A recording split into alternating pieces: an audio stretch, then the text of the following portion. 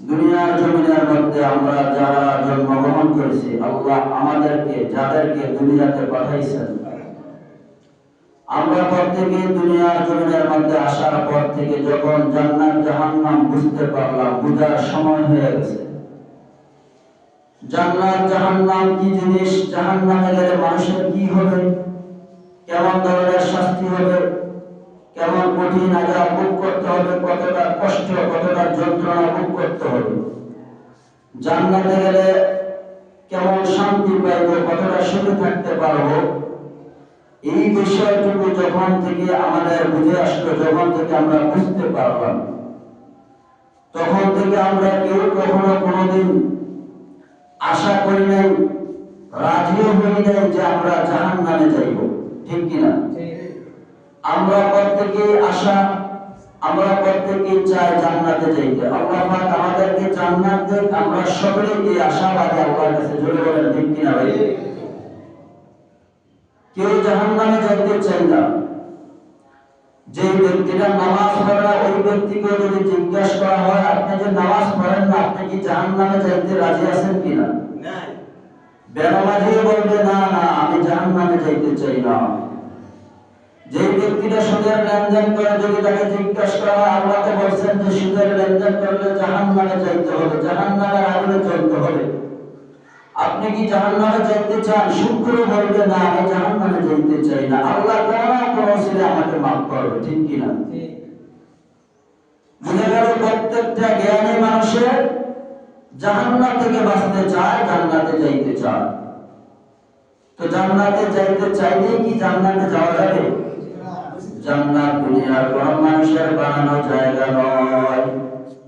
জান্নাত এমন একটা জায়গা, কোন এমপি মন্ত্রীর ক্ষমতা ওইখানের মধ্যে যাওয়ার জন্য চলবে না। বাবার বন্ধুরা, দুনিয়াতে যত শিল্পপতি, যত কোটিপতি, যদি কেউ বলে আমি তো দুনিয়ার মধ্যে সবচেয়ে বেশি কোটিপতি, আমার তো দুনিয়ার জমিনের মধ্যে টাকা পয়সার অভাব নাই, আমার তো ক্ষমতার অভাব নাই, ক্ষমতার কোনো ত্রুটি নাই, এরে আমার কথা দুনিয়ার মানুষ উঠা বসা করে, সমাজের মানুষ আমার কথা শুনলে তার শরীরের মধ্যে ভূমিকম্প সৃষ্টি হয়ে যায়। এই ক্ষমতার বিনিময়ে, টাকা পয়সার বিনিময়ে আমি জান্নাত চাইতে চাই, আমি জান্নাত চাইতে চাই। বলেন তো, যদি আল্লাহ পাক রব্বুল আলামিনের ইবাদত বন্দেগী না করে, আল্লাহর হুকুম যদি না মানে, টাকা পয়সার বিনিময়ে, ক্ষমতার বিনিময়ে জান্নাতে যাওয়া সম্ভব না। জোরে বলেন ঠিক কিনা? আমার বাবার বন্ধুরা, যেহেতু আমরা সকলেই জান্নাতে যাইতে চাই, আল্লাহর রহমত পাইতে চাই, শান্তি পাইতে চাই, কবরের মধ্যে শান্তি পাইতে চাই, তাহলে জানতে হবে কবরের শান্তি পাওয়ার জন্য কি করতে হবে। যেহেতু জান্নাতের মালিক দুনিয়ার কোন মানুষ নয়, টাকা পয়সাওয়ালা জান্নাতের মালিক নয়, ক্ষমতাওয়ালা জান্নাতের মালিক নয়, টাকা পয়সা দিয়ে জান্নাত কিনা যাবে না, ক্ষমতা দিয়ে জান্নাত কিনা যাবে না। তাহলে জানতে হবে জান্নাতে যাইতে হলে কি করতে হবে। জোরে বলেন ঠিক কিনা? আল্লাহ পাক রব্বুল আলামিন হইল জান্নাতের মালিক, জাহান্নামের মালিক। জোরে বলেন ঠিক কিনা? তাহলে যিনি জান্নাত বানাইছে, যিনি জান্নাতের মালিক, যার ওয়াদা ছাড়া, যার পারমিশন ছাড়া জান্নাতে যাওয়া যাবে না, তাহলে তার কাছ থেকে জানতে হবে, মালিক আমি তো জান্নাতে যাইতে চাই, আমি তো জান্নাত পাইতে চাই, জান্নাতে যাইতে হলে আমি কি করতে হবে? মালিককে একটু জিজ্ঞেস করলাম। এইবার মালিক উত্তর দিতেছে,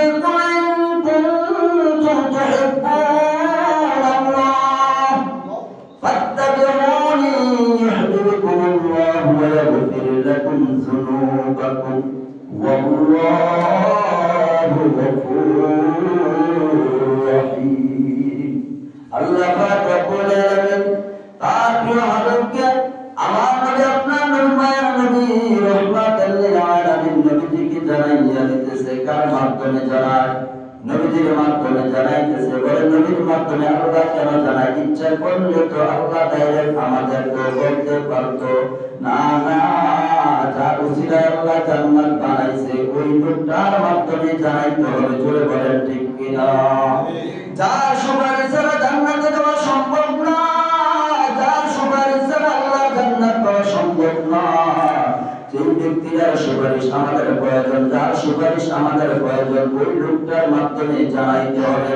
আল্লাহ এইবার বলেন কুল্লি কুনতুম তুহিব্বুনাল্লাহ, আপনি জানাইয়া দেন যারা জান্নাত পাইতে চায়, আমি আল্লাহকে যারা পাইতে চায়, আল্লাহকে পাওয়া মানে হইল আল্লাহর জান্নাত পাওয়া, আল্লাহকে রাজি খুশি করার মানে হইল আল্লাহর জান্নাতে যাওয়া। আল্লাহ যদি রাজি খুশি হয়ে যায় জান্নাত আল্লাহ দান করবে, জোরে বলেন ঠিক কিনা? আল্লাহ যদি আমার আপনার উপর সন্তুষ্ট হয়ে যায় জান্নাত চাইতে হবে না, আল্লাহ নিজেই জান্নাত দিবে।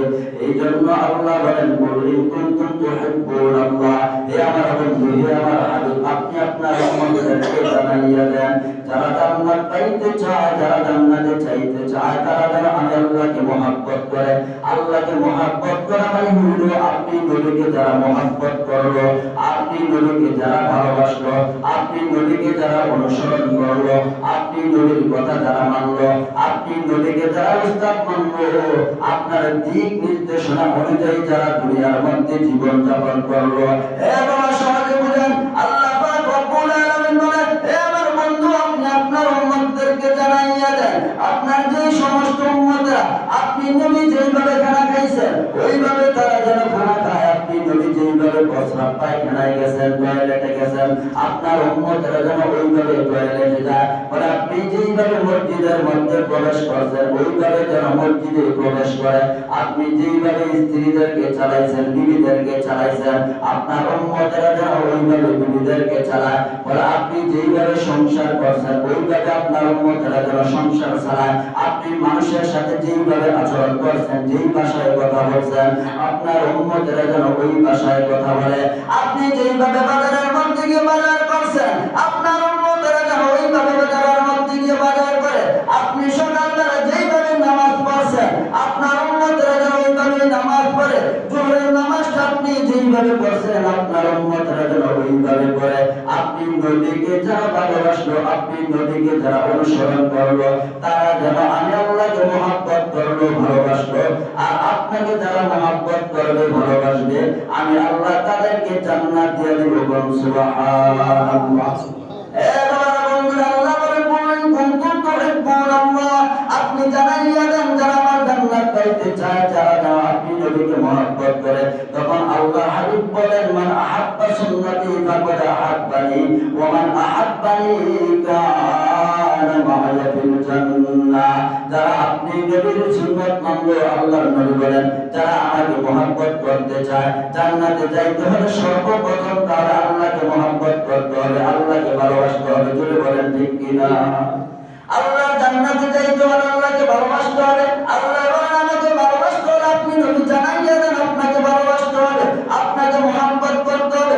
এইবার নবী বলেন যারা আমাকে মহব্বত করতে চায়, যারা আমাকে ভালোবাসতে চায়, তারা যেন আমি নবীর সুন্নাত মানে, আমি নবীকে যেন অনুসরণ করে, আমি নবীকে যেন মহব্বত করে। তাহলে এক নম্বরে জান্নাতে পাইতে হলে আল্লাহকে রাজি খুশি করাইতে হবে। জোরে বলেন ঠিক কিনা?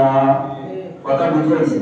জান্নাতে যাইতে হলে প্রথম জান্নাতের মালিককে ভালোবাসতে হবে, মহব্বত করতে হবে। জান্নাতের মালিককে বলেন আল্লাহ। আল্লাহকে মহব্বত করতে হবে। আল্লাহ বলেন যদি আমাকে মহব্বত করতে হয়, যদি আমার জান্নাত পাইতে হয়, তাহলে আমার বন্ধুকে তোমরা মহব্বত করতে হবে। আল্লাহর মহব্বতের পর আল্লাহর বন্ধুকে মহব্বত করতে হবে। আল্লাহর নবী বলেন আমাকে যদি ভালোবাসতে হয় তাহলে আমার সুন্নাত মানতে হবে। মুখে যদি বলি আমি নবীকে ভালোবাসি, আমি নবীকে মহব্বত করি, আল্লাহর নবী বলেন নাই আমি তোমাকে জান্নাতে নিয়ে যাইব। কি বলছেন?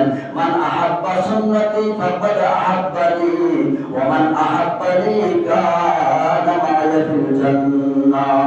দেখি কারো বানানো কথা, আর বানানো কথা নয়। আল্লাহ নবী নিজেই বলেন যদি আমি নবীকে মহব্বত করতে হয়, যদি আমি নবীকে ভালোবাসতে হয়, তাহলে তোমরা আমার সুন্নতকে মানো, আমার সুন্নতকে আঁকড়িয়ে ধরো।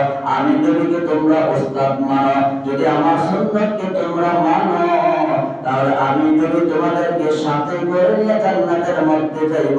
সুবহানাল্লাহ।